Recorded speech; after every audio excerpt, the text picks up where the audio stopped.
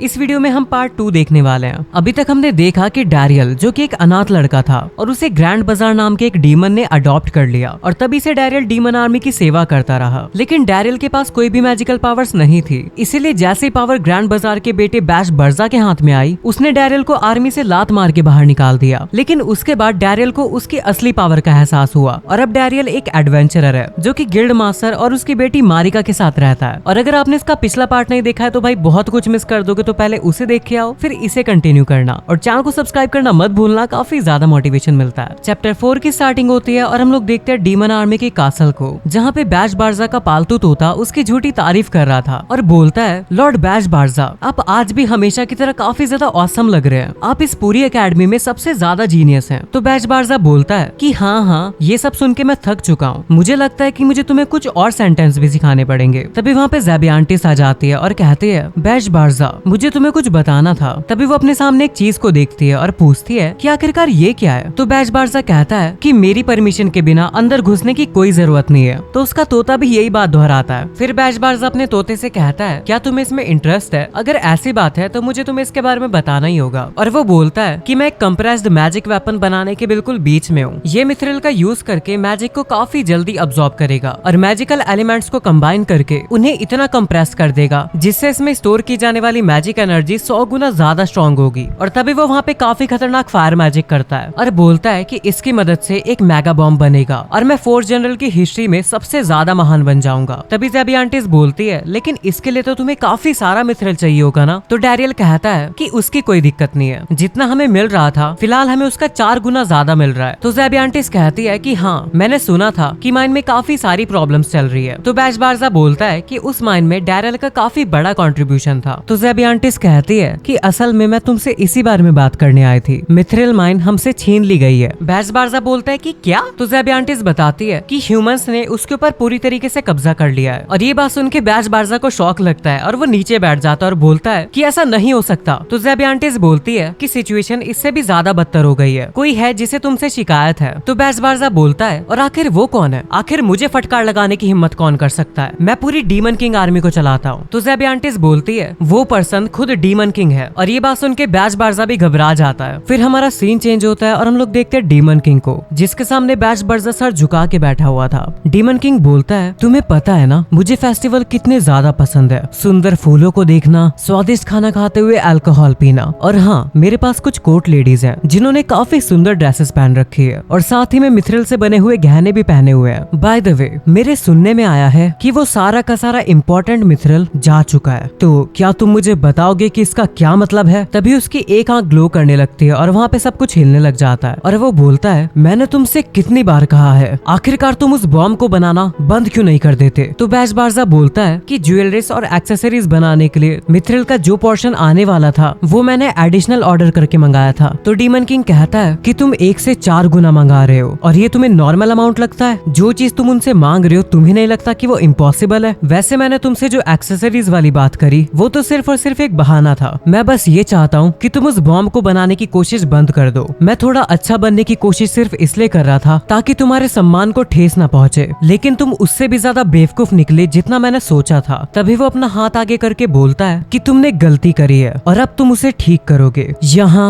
और इसी वक्त। चलो अब मुझे सॉरी बोलो। बाशु बारजा कहता है, क्या? डीमन किंग कहता है, जब तुम कोई गलती करते हो तो तुम उसके लिए सॉरी कहते हो, है ना? तो बैश बारजा बोलता है, लेकिन ये सारी उन नौकर्स की गलती है। डीमन किंग कहता है, कहो, मैं सॉरी सुनना चाहता हूँ। तभी बैश बारजा उसके सामने अपना सर झुकाता है और काफी कोशिश करने के बाद वो बोलता है, मुझे माफ कर दीजिए। तो डीमन किंग बोलता है कि चलो, ये बेवकूफ कम से कम थोड़ा तो स्मार्ट हुआ। वैसे तुम्हें उसकी हेल्प लेनी चाहिए थी। क्या था उसका नाम? ओह हाँ, डैरियल। वो एकदम गिफ्टेड पर्सन था, वो काफी स्मार्ट भी था और काइंड भी, और उसी की वजह से तुम्हारे पापा ने फोर्स जनरल में से एक होने का फर्ज काफी अच्छे से निभाया, क्योंकि वो हमेशा डैरियल जैसे सोल्जर्स को अपने करीब रखा करते थे। और ये बात सुन के बैश बारजा काफी ज्यादा फुकरा होता है। तो डीमन किंग बोलता है, अगर तुम्हें समझ में आ गया हो तो अब तुम यहाँ से जा सकते हो, और मैं ये आशा करता हूँ कि तुम यहाँ पे वापस लौटने से पहले खुद को सुधारने के ऊपर अच्छे से काम करोगे। फिर बैश बारजा वहाँ से जाने लगता है और डीमन किंग बोलता है, अब तुम क्या करोगे? अब तो तुम्हारे पास डैरियल भी नहीं है। फिर हमारा सीन चेंज होता है और हम लोग देखते हैं बैश बारजा को, जो कि बोलता है कि डीमन किंग ने मुझे 2 बार स्टूपिड कहा, और यहाँ तक कि मैजेस्टी डीमन किंग ने भी उस पर्सन का नाम लिया, और वो गुस्से में जलने लग जाता है और वहाँ पे एक ब्लास्ट कर देता है। फिर हमारा सीन चेंज होता है और हम लोग देखते हैं विलेज को,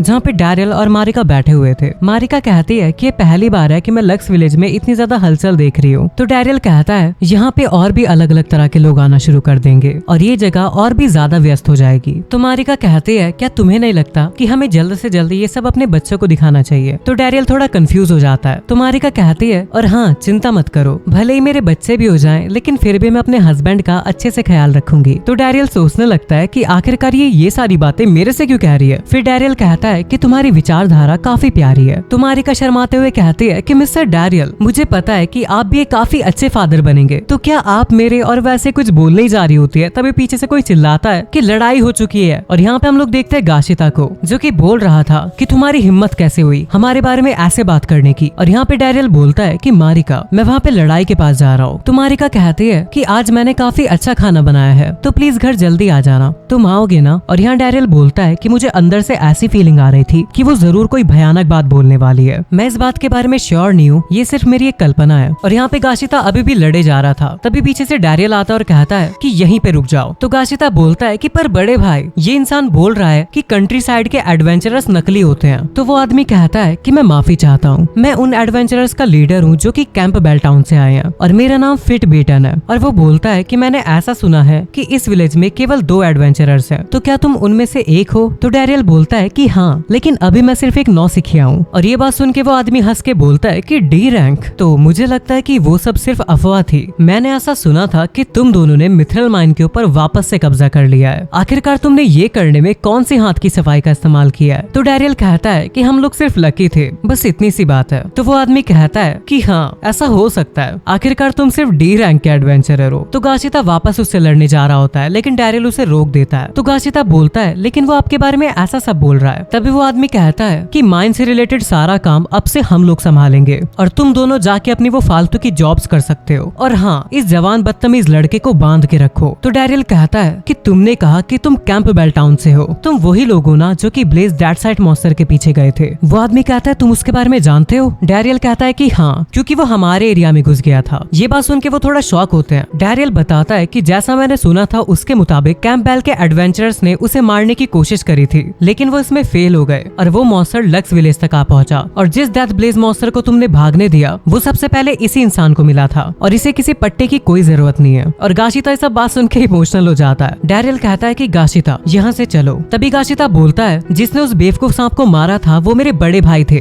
इन्होंने तुम्हारे उस फैलाए हुए गंद को साफ किया था, कम से कम तुम्हें इन्हें थैंक्स बोलना चाहिए। तभी डैरियल बोलता है कि ये सब सही नहीं हो रहा है, ऐसे तो हमारी इनके साथ लड़ाई हो जाएगी। तभी वो आदमी कहता है क्या वो डेथ ब्लेज मॉन्स्टर उसे तुमने हराया था? मैंने इस बारे में अफवाह तो सुनी थी, लेकिन ये तो सच में कमाल हो गया, लक्स विलेज के एक अकेले एडवेंचरर ने उसे हरा दिया। तो डैरियल बोलता है कि हाँ, मैंने कुछ करके उसे संभाल ही लिया था, मुझे लगा था मैं मर जाऊंगा, लेकिन फिर भी। तभी पीछे एक एडवेंचरर बोलता है कि इसने उसे 1v1 फाइट में हरा दिया, ऐसे काम तो ए रैंक वाला एडवेंचरर कर सकता है। और सभी लोग उसे हवा में उछालने लगते हैं और बोलते हैं कि ये ए रैंक का एडवेंचरर है, ए रैंक का। और ये चीज देख के वो आदमी काफी ज्यादा फुक जाता है। फिर हमारा सीन चेंज होता है और मारिका गाशिता से पूछती है कि तुम्हारा क्या मतलब है गाशिता? गाशिता बोलता है कि मैंने तुम्हें पहले ही बता दिया है, उस एडवेंचरर का नाम फिट बेटन था और वो बड़े भाई के बारे में काफी उल्टी सीधी चीजें बोल रहा था। तभी मारिका अपना चाकू निकालती है और बोलती है मुझे उसे खत्म कर देना चाहिए। तो डैरियल उसे देख के बोलता है कि फिलहाल ये बिल्कुल वैसी लग रही है जैसी उस डियर को मारते हुए लग रही थी। तभी मारिका बोलती है कि उसे इसका बदला अपनी जिंदगी दे के चुकाना पड़ेगा।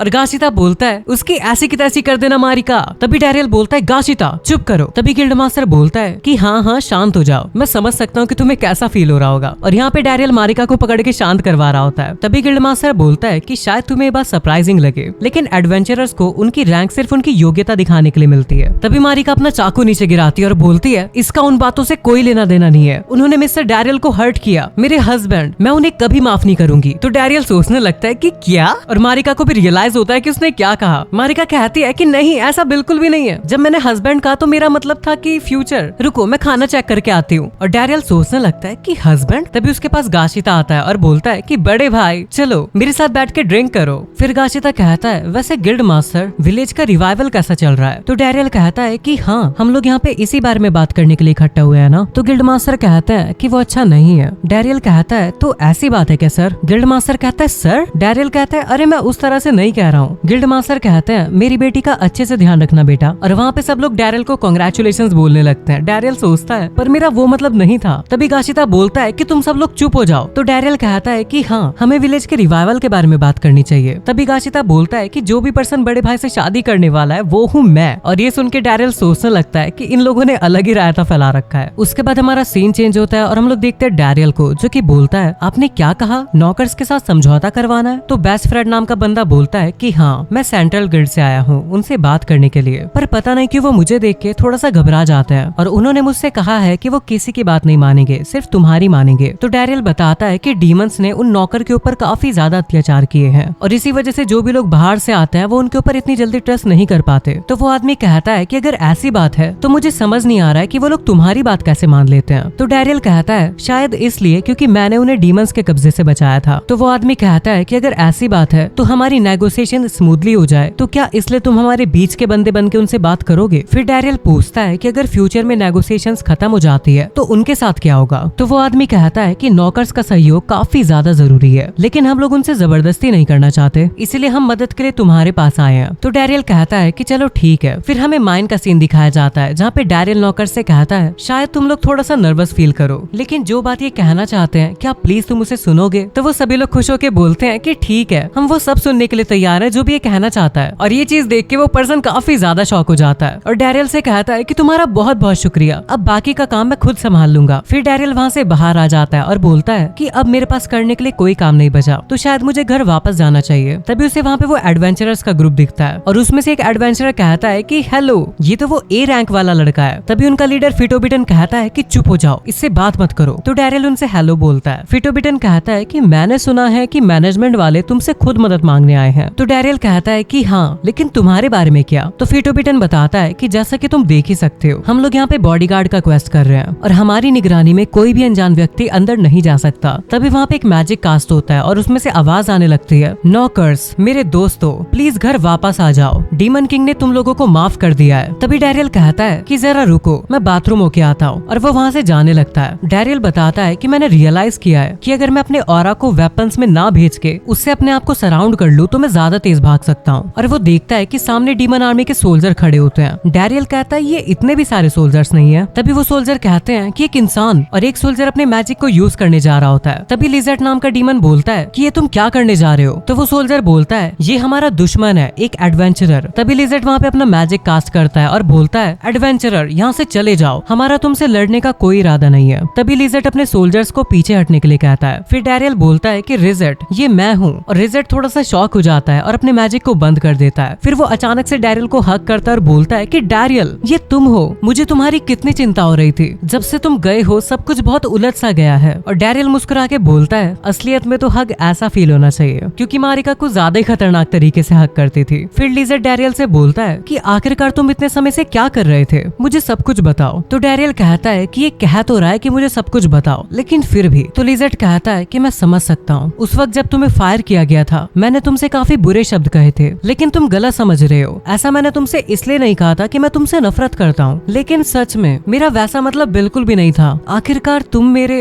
और ऐसा कह के वो रोने लग जाता है। तभी डैरियल बोलता है कि मैं जानता हूँ रिजर्ट, इसमें तुम्हारी गलती नहीं है, लेकिन सच्चाई ये है कि मैं एक इंसान हूँ। और ये बात सुन के रिजर्ट थोड़ा शॉक होता है। फिर वो दोनों नीचे बैठ जाते हैं। डैरियल उससे बोलता है कि तुम ये बात सिर्फ हमारे बीच में रखना। रिजर्ट कहता है ठीक है। फिर डैरियल कहता है कि वैसे तुम यहाँ पे क्यों आए हो? तो रिजर्ट कहता है कि ये सब तुम्हारी गलती है। डैरियल कहता है मेरी? तो रिजर्ट बोलता है कि दिन ब दिन डीमन आर्मी के हालात बहुत ही ज्यादा बुरे होते जा रहे हैं। जब तुम हमारे असिस्टेंट के तौर पे काम कर रहे थे तब बात कुछ और थी, लेकिन उस वक्त तुम उस बेवकूफ आदमी के ऑर्डर्स ले रहे थे और बड़ी शांति से उन्हें पूरा भी कर रहे थे, और तुमने हमें काफी ज्यादा सहारा दिया। लेकिन तुम्हारे जाने के बाद सब कुछ एकदम कोलैप्स हो गया और हमने सब कुछ खो दिया। इस समय डीमन आर्मी के अंदर हर कोई किसी न किसी बात को लेके गुस्सा है, और यहाँ तक कि डीमन किंग ने भी उसे फटकार लगा दी। और उसके बाद से वो बेवकूफ आदमी जिससे भी मिल रहा है उसी के ऊपर अपना गुस्सा निकाल रहा है। और ये सब वो बैश बारजा के बारे में बोल रहा था। फिर वो बताता है कि हम लोगों को ऑर्डर मिले हैं कि हम लोग माइन से अपने हाथ दूर रखें। तो डैरियल कहता है लेकिन फिर तुम लोग यहाँ पे क्यों आए हो? तो लिजर्ट बोलता है लेकिन हमारे पास डीमन किंग की परमिशन है और हमें नौकर्स के बीच में जो कुछ भी हुआ है उसे ठीक करके सामंजस्य स्थापित करना होगा, और हमें उन डैमी ह्यूमंस को दिखाना होगा कि वो डीमन किंग आर्मी के लिए कितने ज्यादा कीमती हैं। तो डैरियल सोचने लगता है कि ये उनमें से सबसे ज्यादा ईमानदार है। फिर लिजर्ट बोलता है वैसे डैरियल, तुम डीमन किंग आर्मी में वापस क्यों नहीं आए? तो डैरियल कहता है कि तुम जो बात पूछ रही हो वो बिल्कुल इम्पॉसिबल है। मैंने तुम्हें बताया था ना कि मैं एक इंसान हूँ। तो लिजर्ट बोलता है लेकिन अगर तुम इसके बारे में बताओगे ही नहीं तो कोई फर्क ही नहीं पड़ेगा। डैरियल कहता है लेकिन 4 जनरल्स ने मुझे फायर्ड किया है। तो लिजेट उसे बताता है कि उन 4 जनरल्स में से कोई है जो तुम्हें वापस बुलाना चाहता है। डैरियल कहता है क्या? तो लिजेट बताता है कि लेडी डोरोई वो तुम्हारा काफी समय से इंतजार कर रही है। और डैरियल भले ही हम लोग बिल्कुल अलग प्रजाति से हो लेकिन फिर भी तुम मेरे दोस्त हो तो प्लीज वापस आ जाओ। डैरियल कहता है कि मुझे माफ करना लिजेट, मुझे इस बात की खुशी है कि तुम मेरे बारे में ऐसा सोचते हो, लेकिन जब मुझे फायर किया गया था तब मुझे नहीं पता था कि मुझे अब क्या करना चाहिए। लेकिन उस समय कुछ लोगों ने मुझे सहारा दिया और यही कारण है कि मैं उन लोगों के लिए काम करना चाहता हूँ। तभी लिजेट डैरियल के ऊपर अपना मैजिक करता है और बोलता है कि मुझे माफ करना लेकिन मैं तुम्हें वापस ले जाके ही रहूंगा, भले ही मुझे तुम्हें बेहोशी की हालत में क्यों न ले जाना पड़े। लेकिन तभी डैरियल अपनी स्वार्ड से उस मैजिक को काट देता है और बोलता है कि मैं वापस नहीं जा सकता, लेकिन हाँ मेरे दिमाग में एक अच्छा आइडिया है, क्या तुम लोग हमसे थोड़ा मिथरल खरीदना चाहोगे? उसके बाद हमारा सीन चेंज होता है और हम लोग देखते हैं फ्रेड को जो कि काफी ज्यादा शॉक होके बोलता है क्या हम लोग मिथरल बेचेंगे, वो भी डीमंस को? क्या आप सच में ऐसा करने वाले हैं मिस्टर डैरियल? तो डैरियल कहता है कि हाँ, और इसी वजह से मेरे पास कोई है जो कि डीमंस की तरफ से यहाँ पे आया है। तो फ्रेड बोलता है लेकिन फिलहाल तो हमारी बारी है ना, सारे मिथरल के ऊपर हमारा अधिकार है। डैरियल कहता है हाँ, लेकिन डीमंस के पास मिथरल की कमी की वजह से काफी ज्यादा प्रॉब्लम्स हो रही है, इसलिए वो इसे वापस लेने जरूर आएंगे। और इस बात में कोई शक नहीं कि ह्यूमंस भी उनके अटैक का जवाब देंगे और यही लड़ाई एक भीषण युद्ध का रूप ले लेगी और इसका परिणाम दोनों तरफ ही बहुत बुरा पड़ेगा। लेकिन अगर डीमंस कुछ भी करके अपनी मिथरल सप्लाई को मेंटेन कर पाते हैं तो शायद से डीमन आर्मी अटैक नहीं करेगी। और हाँ, मेरा इंटेंशन उन्हें कोई एडवांटेज देने का नहीं है, इसलिए हम उसकी एक रकम तय करेंगे। और वो बोलता है कि इसकी कीमत मार्केट की वैल्यू से 4 गुना ज्यादा रखी जाएगी। तो फ्रेड बोलता है लेकिन ये तो बहुत ज्यादा है। तभी लिजेट कहता है हम डीमंस को जल्दी से जल्दी मिथरल की जरूरत है और अगर हम लड़ेंगे भी तो भी इस बात की गारंटी नहीं है कि हमें वो मिलेगा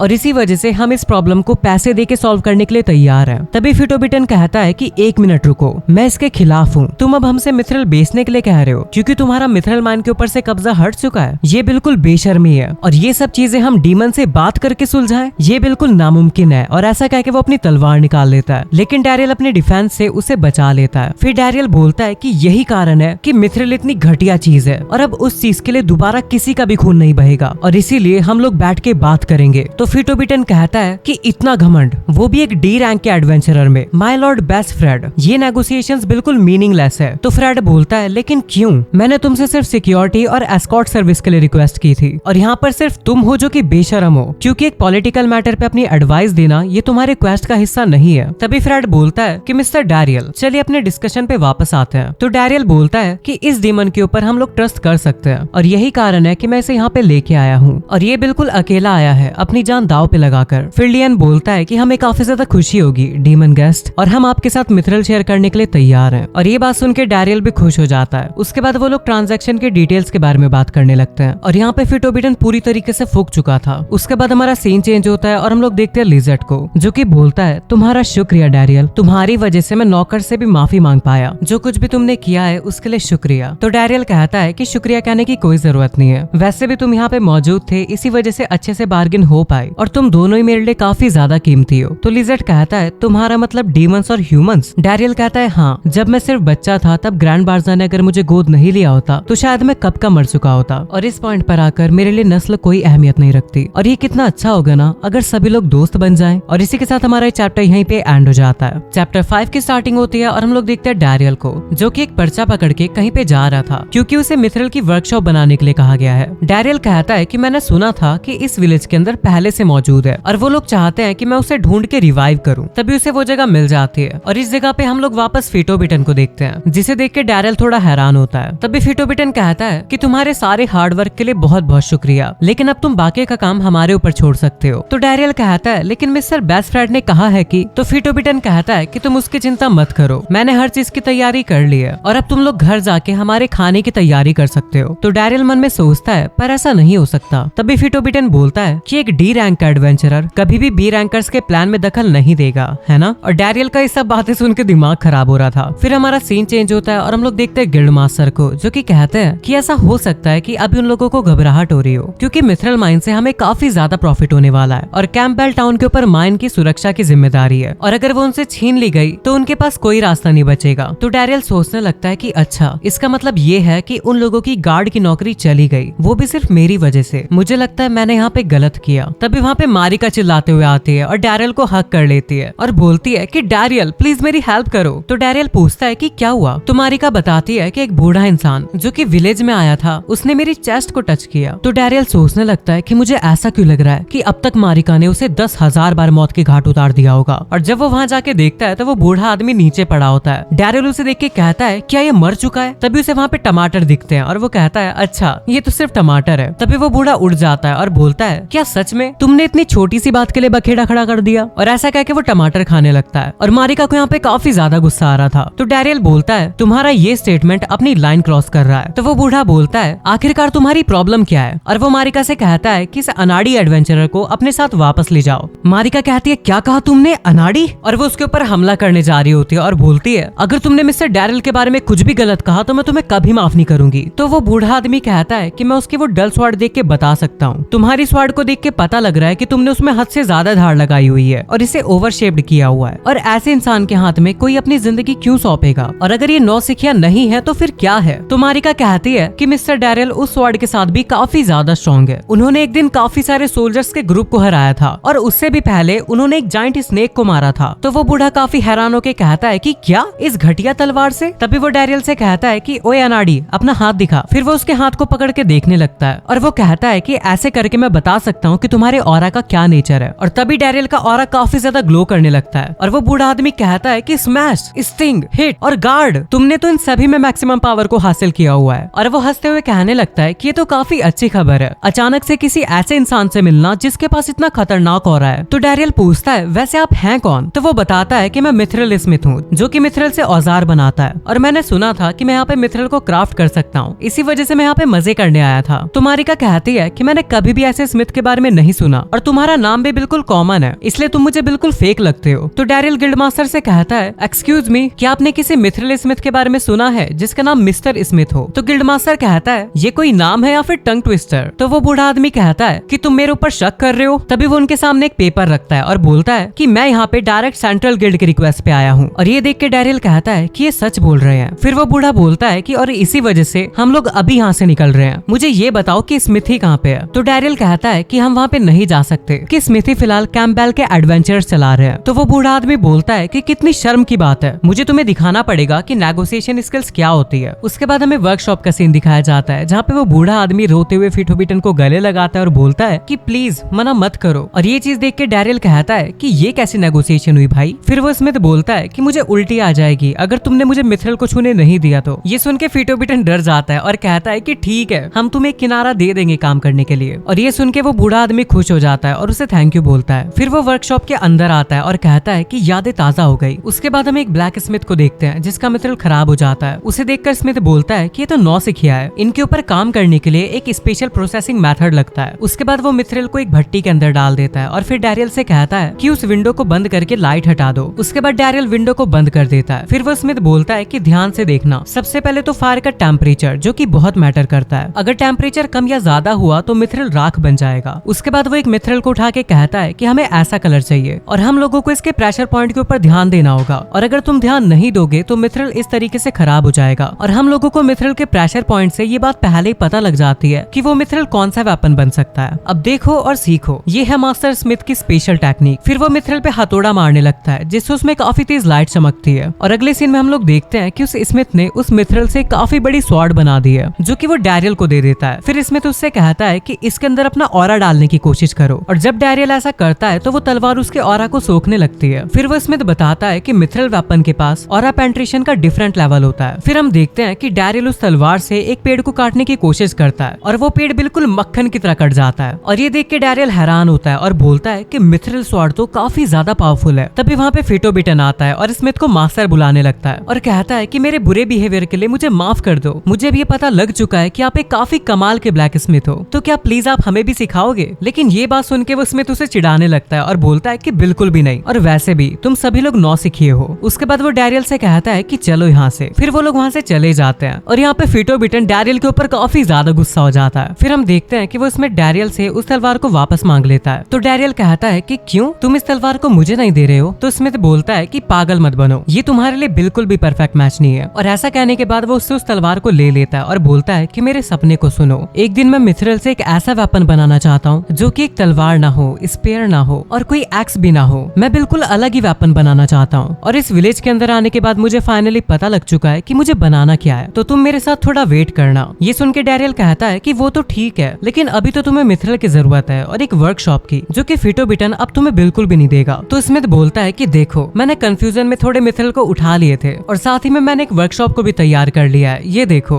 ये देख के डैरियल उससे पूछता है कि तुमने ये कब किया? तो वो स्मिथ बोलता है कि ये सब मेरे डिसाइपल्स ने किया है। उसके बाद डैरियल कहता है लेकिन जो तुम फर्नेस लाए हो वो तो एक मैजिकल आइटम है ना? तो स्मिथ बताता है कि ये मैंने ब्लैक मार्केट से खरीदी है। ये सुन के डैरियल कहता है लेकिन हम बिना मैजिक के इसे यूज कैसे करेंगे? तो स्मिथ दुखी हो जाता है और बोलता है कि यही प्रॉब्लम है। फिर अगले सीन में हम लोग देखते हैं कि डैरियल लिजर्ड की हेल्प मांगता है उसके मैजिक के लिए, और लिजर्ड भी उसके लिए मान जाता है। लेकिन उसी टाइम पे वहाँ पे गाशिता भी आ जाता है और बोलता है मुझे माफ करना बड़े भाई, मैं आपके लिए काफी ज्यादा यूजलेस हूँ। फिर वो इसमें डैरियल से पूछता है क्या ये तुम्हारा डीमन दोस्त है? तो डैरियल कहता है कि हाँ। तो लिजर्ड बोलता है कि डैरियल ने मुझे ट्रांसमीटर पर सारी बातें बता दी है, और अगर डैरियल ऐसा चाहता है तो मैं तुम्हारी हेल्प करूंगा, लेकिन सिर्फ एक ही बार, क्योंकि मैं काफी सारी वेपन्स बनाने के लिए इंसानों की मदद नहीं कर सकता। तो स्मिथ बोलता है कि मुझे ज्यादा वेपन नहीं बनानी है, और वैसे भी मैं डैरियल का काफी ज्यादा शुक्रगुजार हूँ, क्योंकि मैंने ऐसा सुना है कि डैरियल ही वो पर्सन है जिसने मिथरल माइन को वापस से अपने कब्जे में लिया है। उसके बाद वो बूढ़ा बताता है कि अगर कोई भी ब्लैक स्मिथ एक बार मिथरल को टच कर ले तो उसके बाद उसे लोहे पे काम करने में बिल्कुल भी मजा नहीं आता। मिथरल पे काम करते वक्त जो साउंड आती है मैं उसे कभी नहीं भूल सकता। उसके बाद वो डैरियल से कहता है कि तुमने मुझे एक ड्रीम दिया है और तुम्हारे पास एक स्पेशल ऑरा है, इसलिए मैं तुम्हारे लिए एक काफी ज्यादा पावरफुल वेपन बनाना चाहता हूँ जो कि तुम्हारे ऊपर मैच करे, और वो वेपन काफी ज्यादा ऑसम होगा। मैं तुम्हारे लिए एक ऐसा वेपन बनाऊंगा जो कि तुम्हारी चारों एबिलिटी के साथ सूट करेगा। और अब मेरा ड्रीम है डैरियल तुम्हारे लिए एक वेपन बनाना। और अगले सीन में हम लोग देखते हैं कि लिजर्ड अपने मैजिक से उस फर्नेस को एक्टिवेट कर देता है। तो स्मिथ डैरियल से कहता है कि ऐसे क्यों खड़े हो, जाओ और जाके ड्रिंक्स लेके आओ। तो डैरियल भी उसे लेने जाने लगता है, लेकिन तभी वहाँ पे फिटोबिटन आता है और डैरियल से कहता है कि 1 मिनट मेरे साथ चलो। फिर फिटोबिटन डैरियल से पूछता है क्या तुम्हें ये विलेज पसंद है? तो डैरियल कहता है कि तुम्हारे कहने का मतलब क्या है? तो फिटोबिटन कहता है कि शायद तुमने अभी तक रियलाइज नहीं किया है, लेकिन ये विलेज तुम्हें बेवकूफ बना रहा है। अगर मैं दूसरे शब्दों में कहूँ तो तुम्ही ने मिथरल माइन को अपने कब्जे में किया था ना, इसका मतलब इस माइन का सारा प्रॉफिट सिर्फ और सिर्फ लक्स विलेज को मिलना चाहिए था। लेकिन कोई है जो कि इस माइन को हड़पना चाहता है, और वो है सेंट्रल गिल्ड। ये सुन के डैरियल कहता है कि आखिरकार तुम कहना क्या चाहते हो? तो फिटोबिटन उससे कहता है क्या तुम मेरे साथ फोर्सेस ज्वाइन करोगे? इस समय पे ये विलेज काफी ज्यादा वीक है, लेकिन अगर कैंपबेल टाउन तुम्हारे साथ होगा तो तुम लड़ पाओगे। लेकिन डैरियल उसके ऑफर को रिजेक्ट कर देता है और कहता है कि जिन्हें मैं प्यार करता हूँ तुमने उन्हें हर्ट किया, और अगर हमारे साथ कुछ बुरा होगा भी तो भी मैं ओनर के साथ ही रहूंगा। और ये सुन के फिटोबिटन अपने ग्लव को डैरियल के ऊपर फेंकता है और कहता है इसे उठाओ, और डैरियल भी उसे उठा के दे देता है। जिसके बाद फिटोबिटन वहाँ से जाते हुए कहता है कि कल सुबह मैं तुम्हारा विलेज प्लाजा में वेट करूंगा। और अब डैरियल को पता लगता है कि फिटोबिटन ने उसे एक डुएल मैच के लिए चैलेंज किया है। वहीं गिल्ड मास्टर कहता है कि शायद से फिटोबिटन माइन को अपने कब्जे में करना चाहता है। तो मारिका कहती है लेकिन डैरियल तो जीत सकता है ना, जिस पर गिल्ड मास्टर कहता है कि एक डी रैंक वाला बी रैंक से लड़ेगा, ये तो कुछ ऐसा हो जाएगा कि एक बिल्ली एक शेर से लड़ रही है। और डरावनी बात तो ये है अगर जीतने वाला अपने ओपोनेंट को जान से भी मार देगा तो भी उसे कोई पनिशमेंट नहीं मिलेगी, और इसीलिए डुअल मैच का यूज रिवेंज लेने के लिए किया जाता है। तभी लिजर्ड पूछता है कि तब क्या होगा अगर डैरियल विड्रॉ कर दे तो, जिस पर गिल्ड मास्टर कहता है कि इससे हार तो उसी की होगी और माइन फिटोबिटन के हाथ चली जाएगी। तभी गाशिता कहता है कि कोई बात नहीं, माइन को जाने दो, लेकिन बड़े भाई ज्यादा जरूरी है, और वैसे भी इतने समय से हम बिना माइन के तो रह रहे थे।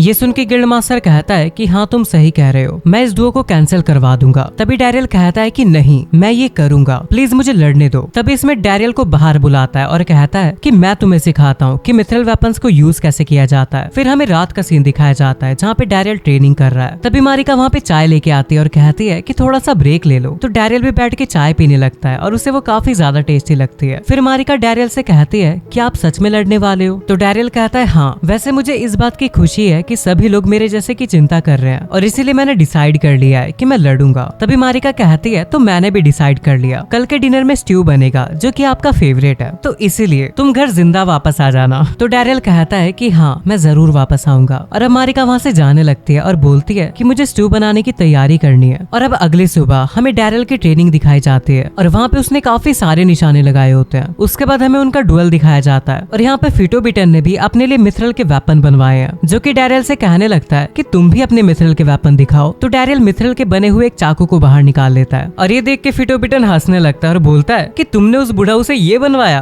और अब गिल्ड मास्टर उन्हें रूल्स बताते हैं, फाइट तब तक चलेगी जब तक कोई सरेंडर नहीं कर देता या फिर कोई लड़ नहीं पाता, और अगर मैं कोई खतरा देखूंगा तो मैं लड़ाई अपने आप ही रुकवा दूंगा। और अब डैरियल सोचने लगता लगता है कि अगर मैं हारा तो उन नौकर्स और इस विलेज की हालत पहले जैसी हो जाएगी, इसीलिए मुझे जीतना ही होगा। उसके बाद मैच शुरू हो जाता है और फिटोबिटन कहता है कि अगर तुम्हें तुम्हारा वेपन चेंज करना है तो तुम कर सकते हो, मैं तब तक तुम्हारा इंतजार करूंगा। लेकिन तभी अचानक से उसके कंधे का आर्मर टूट जाता है और फिटोबिटन कहता है आखिर तुमने किया क्या? तो डैरियल कहता है कि अगर तुम मेरे वार को देख ही नहीं पाए तो बेहतर यही होगा कि सरेंडर कर दो। और तभी फिटोबिटन गुस्से में उसके ऊपर अटैक करने लगता है, लेकिन तभी डैरियल अपने चाकू से उसके ऊपर अटैक कर देता है और फिटोबिटन ये देख के हैरान था कि उसका ब्लेड लंबा हो गया। फिर वो डैरियल के ऊपर अटैक करता है, लेकिन डैरियल उसे रोक देता है और जैसे ही डैरियल थोड़ा सा जोर लगाता है फिटोबिटन की तलवार का मिथ्रल टूट जाता है। फिर डैरियल उसके शील्ड के ऊपर हमला करता है और वो भी 2 हिस्सों में कट जाती है। तो गाशिता बोलता है लेकिन ये दोनों तो मिथ्रल से बने हुए थे ना। तभी मारिका कहती है कि डैरियल के हथियार ज्यादा ताकतवर लग रहे हैं। तभी स्मिथ बोलता है कि वो तो होंगे ही, मेरी हर्मेस स्वॉर्ड किसी भी साधारण मिथ्रल वेपन से काफी ज्यादा स्ट्रॉन्ग है और उसके अंदर ऑरा पास करने पर वो अपनी शेप को भी बदल सकती है। और अगर हम डैरियल के ऑरा को देखें तो उसके हिसाब से ये ब्लेड कोई भी शेप ले सकती है। और तभी डैरियल फिटोबिटन की तलवार को पूरा चकनाचूर कर देता है और यहाँ पे फिटोबिटन अपनी टूटी हुई तलवार को देख के काफी ज्यादा फुकरा था। तभी गिल्ड मास्टर कहते हैं कि तुम बिना वेपन के इस फाइट को कंटिन्यू नहीं कर सकते। तो फिटोबिटन कहता है कि मैंने अभी हार नहीं मानी है और वो अपने पास से एक बहुत बड़ी सी तलवार निकाल लेता है। डैरियल उसे देख के कहता है कि इतनी बड़ी स्वॉर्ड, वो भी मिथ्रल की। फिर फिटोबिटन कहता है मैं तुम्हें खत्म कर दूंगा, तुम्ही ने मुझसे सब कुछ छीना, तुमने मेरी जॉब छीनी और समय समय पर तुमने ऐसे काम किए जो काम करने का तुम्हारा कोई हक नहीं था। तभी डैरियल कहता है कि अब कुछ नहीं हो सकता और वो अपने वेपन की शेप चेंज करके उसे एक हंटर बना लेता है और फिर बोलता है कि मैं अपने दोस्तों की मदद करना चाहता हूँ। लेकिन फिटोबिटन उसके ऊपर हमला करने आता है। तभी डैरियल अपने हंटर से उसके ऊपर अटैक करता है और उसकी तलवार वापस से चकनाचूर हो जाती है और उस धमाके से सभी लोग हिल चुके थे और फिटोबिटन दूर जाके गिरता है। तभी गाशिता बोलता है कि हमने कर दिखाया, बड़े भाई जीत गए। और अब जैसे ही डैरियल थक के गिरने वाला होता है तभी मारिका उसे पीछे से पकड़ लेती है। डैरियल कहता है कि मैंने कुछ ना कुछ करके इसे संभाल ही लिया। तो मारिका कहती है हाँ तुमने काफी ज्यादा मेहनत करी। उसके बाद हमारा सीन चेंज होता है और हम लोग देखते हैं फ्रेड को, जो कि डैरियल से माफी मांग रहा था और कहता है कि मैंने कभी सोचा भी नहीं था कि चीजें इतनी ज्यादा आगे बढ़ जाएंगी। डैरियल कहता है कोई बात नहीं। तो फ्रेड बोलता है कि मैं तुम्हें इस बात का आश्वासन दिलाता हूँ कि कैंपबेल टाउन की गिल्ड को इस चीज के लिए जरूर सजा मिलेगी। तो क्या हमारे बीच वापस से सुलह के लिए इतना काफी होगा? फिर डैरियल कहता है वैसे इनकी सजा के बारे में क्या हम इस बात का फैसला कर सकते हैं कि इन्हें क्या सजा मिलनी चाहिए? तो फ्रेड बोलता है कि हाँ जरूर। फिर डैरियल कहता है कि मैं चाहता हूँ कि ये लोग उन घरों को ठीक करने में मदद करे जो कि लड़ाई के दौरान डैमेज हो चुके हैं। तो फ्रेड बोलता है क्या बस इतना ही? तो डैरियल कहता है कि सभी लोगों ने वो किया जो उन्हें लगा कि उनके होम टाउन और उनके दोस्तों के लिए सही है और इसी वजह से दोनों की तरफ से एक दूसरे को प्रॉब्लम्स हुई। और ये सुन के फिटोबिटन भी शर्मिंदा होता है। फिर फ्रेड बोलता है मैं नहीं चाहता कि जो कुछ भी यहाँ पे हुआ है उसका असर हमारे बीच के भरोसे के ऊपर पड़े। मिस्टर डैरियल तुम ही हो जिनकी वजह से हम नॉकर्स को कन्वेंस कर पाए और तुम्हारी वजह से हमारी डीमंस के बीच भी सुलह हुई थी और शायद तुम ही वो रीजन हो जिसकी वजह से मैं यहाँ पे आया था। तो मिस्टर डैरियल क्या तुम हमारी सेंट्रल गिल्ड को ज्वाइन करना चाहोगे? और मारिका उनके लिए चाय लेके आ रही होती है, लेकिन जैसे वो ये बात सुनती है वो थोड़ा उदास हो जाती है। फिर हमारा सीन चेंज होता है और हम लोग देखते हैं डैरियल को, जो कि बैठा हुआ स्टीम ले रहा था और उसके मन में यही बातें चल रही थी कि गिल्ड मास्टर ने उससे कहा था कि ये तो बहुत ही अच्छी बात है, तुम्हें सेंट्रल गिल्ड से ऑफर आया है और ऐसे ऑफर रोज रोज नहीं आते। और डैरियल बोलता है कि ये ऐसा ऑफर है जिसके लिए किसी को भी ग्रेटफुल होना चाहिए। ऐसी काफी सारी चीजें हैं जिन्हें मैं अभी तक नहीं जानता और अगर मैं सेंट्रल गिल्ड चला गया तो शायद मैं उन सभी चीजों को जान पाऊंगा और मेरे पेरेंट्स क्या पता वो भी वहीं कहीं पे हो। फिर वहाँ का गेट खुलता है और कोई उसके पास आके बैठ जाता है। तो डैरियल बोलता है कि गाशिता ये रूम काफी ज्यादा बड़ा है, तुम्हें मेरे बिल्कुल पास में आके बैठने की जरूरत नहीं है। लेकिन जैसे वो उसे टच करके देखता है उसे पता लगता है कि ये तो मारिका है। फिर मारिका कहती है कि मिस्टर डैरियल मैं आपसे कुछ बात करना चाहती हूँ। तो डैरियल कहता है कि यहाँ पे, और इसी के साथ हमारा चैप्टर यहीं पे एंड हो जाता है। चैप्टर 6 की स्टार्टिंग होती है और हम लोग देखते हैं कि मारिका को देख के डैरियल की हार्ट बीट काफी ज्यादा फास्ट हो जाती है और डैरियल सोचने लगता है कि आखिरकार ये सब क्या हो रहा है। मुझे लगा था कि गाशिता आया है लेकिन ये तो मारिका है और मेरा हाथ ये मैंने कहाँ रख दिया। और ये बात सोच के डैरियल के पसीने छूट रहे थे और डैरियल कहता है कि भले ये सब कुछ एक दुर्घटना थी लेकिन अभी तक मैंने जो कुछ भी देखा है उसके हिसाब से तो पक्का मेरी मौत होने वाली है और मुझे जल्दी से जल्दी अपने घुटनों पे बैठ के इससे माफी मांगनी चाहिए। लेकिन यहाँ पे डैरियल काफी ज्यादा डर चुका था और उसकी बॉडी कुछ काम ही नहीं कर रही थी। तभी मारिका कहती है कि मिस्टर डैरियल, और डैरियल सोचने लगता है कि अब तो मैं गया काम से। लेकिन मारिका इस बात से बिल्कुल भी गुस्सा नहीं थी और वो कहती है कि मिस्टर डैरियल आप सेंट्रल गिल्ड में जा रहे हैं ना? और वो हंसते हुए कहती है कि जब से मैंने रियलाइज किया है कि अब हमारे पास ज्यादा समय नहीं बचा है इसलिए मैं चाहती थी कि मैं आपसे थोड़ा और समय बात कर पाऊँ और मुझे लग ही रहा था कि ऐसा कुछ जरूर होगा क्योंकि आप सच में एक अमेजिंग पर्सन है मिस्टर डैरियल। और डैरियल ये सब सुन के हैरान था। मारिका कहती है कि जब से हम मिले हैं तब से लक्स विलेज में काफी सारे बदलाव आए हैं और वो काफी ज्यादा बेहतर हो चुका है और क्योंकि हमें मिथ्रल वापस मिल चुका है इसी वजह से काफी अलग अलग तरह के लोगों ने यहाँ पे आना शुरू कर दिया है और इसी वजह से मेरे फादर और बाकी सब लोग हमेशा मुस्कुराते रहते हैं और यहाँ तक कि मैं भी। और ऐसा पहली बार हो रहा है कि मुझे ऐसा सब फील हो रहा है, एक ऐसी फीलिंग जो कि तुमने मुझे दी है। तुम्हारा शुक्रिया और इसी वजह से तुम जहाँ भी जाओगे मैं हमेशा तुम्हारे लिए चेयर करती रहूंगी, तो इसीलिए सेंट्रल गिल्ड में अपना बेस्ट देना। फिर डैरियल अपने मन में बोलता है कि मारिका तुम हमेशा से इसी तरह की थी जो कि हमेशा दूसरों के लिए अपने चेहरे पे स्माइल लाती है, लेकिन तुम्हारी जो खुद की फीलिंग्स हैं तुम उन्हें दबा लेती हो क्योंकि तुम्हें लगता है कि वो एक सेल्फिशनेस है, लेकिन ये सच नहीं है। तभी मारिका कहती है क्या हुआ मिस्टर डैरियल? तो डैरियल बोलता है कि मैं नहीं जा रहा, मैंने सेंट्रल गिल्ड के ऑफर को रिजेक्ट करने का सोचा है। तो मारिका पूछती है लेकिन क्यों? तो डैरियल कहता है कि जब मुझे फायर कर दिया गया था तब मैं इधर उधर घूम रहा था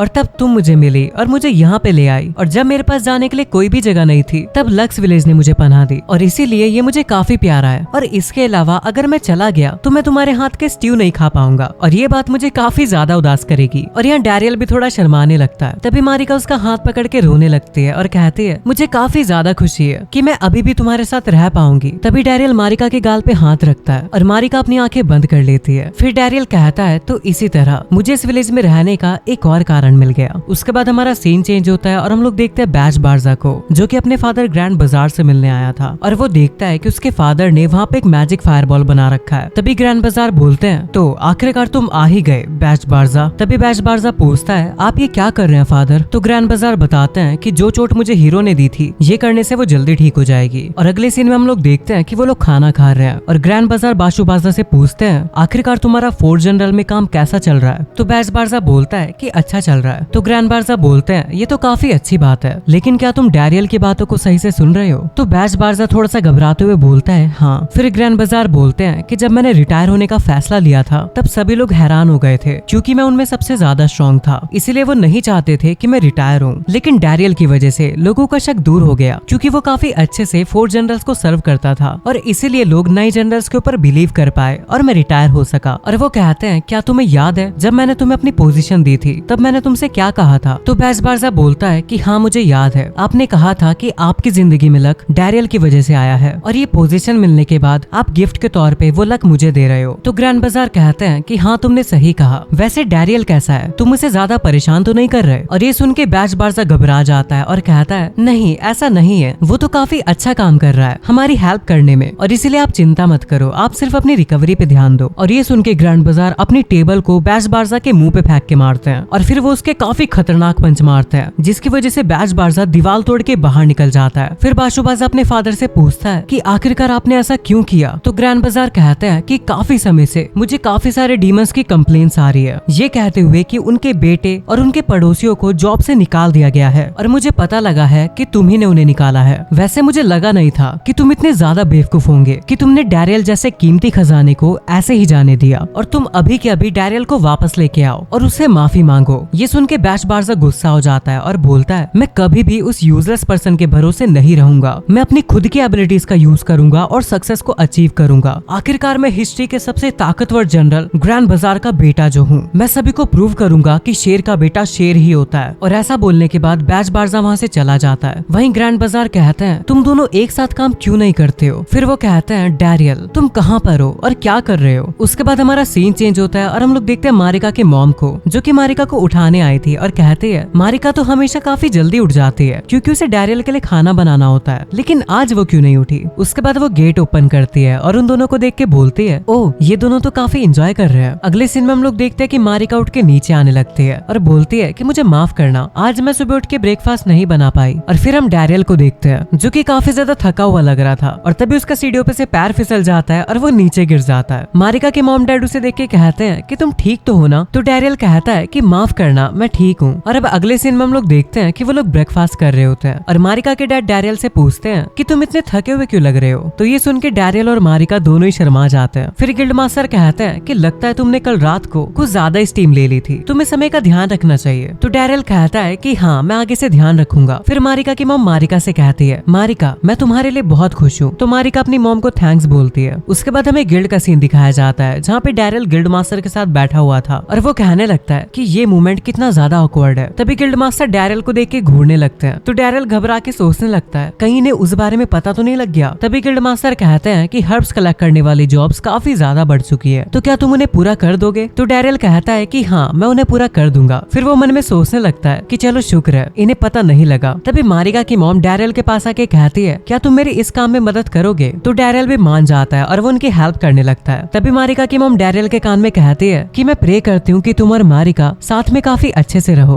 और ये बात सुन के डैरियल के पसीने छूट जाते हैं। डैरियल कहता है कि इन्हें साफ साफ पता है कि क्या हुआ था, लेकिन मैं ऐसे चुप तो नहीं रह सकता, मुझे कुछ तो कहना ही होगा। लेकिन क्या मुझे उस बारे में भी बताना होगा? नहीं, मैं नहीं बता पाऊंगा। और फिर डैरियल सोचने लगता है शायद मुझे इन लोगों से मारिका का हाथ मांग लेना चाहिए। ऑफ कोर्स मैं ऐसा करूंगा। तभी गिल्ड मास्टर डैरियल को काफी गुस्से में बुलाते हैं और डैरियल गिल्ड मास्टर के हाथ में कुल्हाड़ी देख के डर जाता है और वो बोलता है कि क्या हुआ? तो गिल्ड मास्टर बोलते हैं कि मुझे तुमसे बात करनी है। उसके बाद वो लोग गिल्ड में आ जाते हैं। गिल्ड मास्टर डैरियल से कहते हैं कि मैं और मेरी वाइफ काफी ज्यादा बूढ़े हो चुके हैं और अब ये मारिका और तुम्हारा समय है। और ये सुन के डैरियल सोचता है शायद इन्हें पता लग चुका है कि कल रात को क्या हुआ था। मैं इन्हें सब कुछ सच सच बता देता हूँ। और अब डैरियल उन्हें बताने ही जा रहा होता है तभी गिल्ड मास्टर कहते हैं कि मैं चाहता हूँ कि तुम मेरी जगह इस विलेज के चीफ बन जाओ। और ये बात सुन के डैरियल शॉक हो जाता है और बोलता है लेकिन मैं क्यों? तो वो कहते हैं कि तुम्ही ने तो मिथिल की माइन को वापस लिया है और इसी वजह से ये विलेज वापस से जिंदा हो पाया है और यही कारण है कि तुम इस विलेज के चीफ बनने के लिए बिल्कुल क्वालिफाइड हो। तो डैरियल बोलता है कि नहीं, ये रिस्पॉन्सिबिलिटी मेरे लिए काफी बड़ी है। तो गिल्ड मास्टर कहते हैं कि शुरुआत में ऐसा लगता है लेकिन बाद में तुम्हें इसकी आदत हो जाएगी और लोग ऐसे ही तो ग्रो करते हैं। ऐसी हैवी रिस्पॉन्सिबिलिटीज लेने से उन्हें अंत में उसका फल जरूर मिलता है। यही तो जिंदगी है। वैसे रिटायर होने के बाद मैं इस जॉब को मिस करूंगा, लेकिन ये जॉब मैं तुम्हें दे रहा हूँ इसलिए मैं काफी ज्यादा खुश हूँ। और ये बात सुन के डैरियल सोच में पड़ जाता है। तभी वो मारिका की तरफ देखता है और बोलता है कि रिस्पॉन्सिबिलिटीज लेना। फिर डैरियल गिल्ड मास्टर से कहता है कि ठीक है, मैं इस विलेज का चीफ बनूंगा, लेकिन उससे पहले मेरी एक रिक्वेस्ट है, प्लीज मुझे मारिका से शादी करने दीजिए। मैं प्रॉमिस करता हूँ कि मैं हमेशा उसे खुश रखूंगा। ये सुन के गिल्ड मास्टर थोड़े शॉक होते हैं लेकिन वो हाँ कर देते हैं। और ये बात सुन के मारिका की आंखों में आंसू आने लगे थे और डैरियल उसे देख के कहता है कि ये लड़की, जब मेरे पास कहीं जाने के लिए कोई जगह नहीं थी तब इसी ने मेरे लिए वो जगह बनाई जहाँ पे मैं बिलोंग कर सकूं। उसके बाद डैरियल मारिका के पास आता है और कहता है कि मारिका, क्या तुम मुझसे शादी करोगी? और मारिका वापस पूरी स्पीड में आती है और डैरियल को हक कर लेती है और डैरियल के मुंह से खून आने लग जाता है और वो दरवाजा तोड़ के बाहर घसीटता हुआ जाता है। लेकिन इस बार डैरियल अपने आप को संभाल लेता है और एक ऊंची छलांग मारता है और फिर वो ऊपर जाकर मारिका को पकड़ लेता है और बोलता है अब से हम दोनों अपनी जिंदगी खुशी से बिताएंगे। तभी मारिका बोलती है हम 2 नहीं 3। उसके बाद डैरियल कहता है कि मैंने मारिका से शादी कर ली और उसके बाद मैं लक्स विलेज का मेयर बन गया और अब 1 साल बीत चुका है और तब से लक्स विलेज काफी ज्यादा ग्रो हो चुका है और पहले से काफी बड़ा बन चुका है और मिथ्रिल की प्रोसेसिंग भी काफी अच्छी चल रही है और ये विलेज अपनी तरक्की की चरम पे पहुंच चुका है जितना आज तक कभी नहीं हुआ। ये बात मुझसे फादर ने कही थी। उसके बाद डैरियल स्मिथ के ग्रेव के पास बैठ के कहता है कि आपका बहुत बहुत शुक्रिया उस सब के लिए जो भी आपने मुझे सिखाया मिस्टर स्मिथ, आप हमेशा में देखते रहना। उसके बाद डैरियल अपने घर वापस आता है और मारिका उसका स्वागत करती है और उसके साथ में उसका बेबी भी था। तो डैरियल बोलता है कि ग्रैन बिल्कुल छोटी मारिका की तरह दिखता है। तो मारिका बोलती है लेकिन इसकी आंखें तुम्हारी तरह है। फिर डैरियल बोलता है कि ग्रैन, ये मेरा बेटा है और इसका नाम मैंने उनसे लिया है जिन्हें मैं पिता की तरह प्यार करता था, जिन्होंने मुझे 30 साल तक पाल पोस कर बड़ा किया, लॉर्ड ग्रैन बार्जा।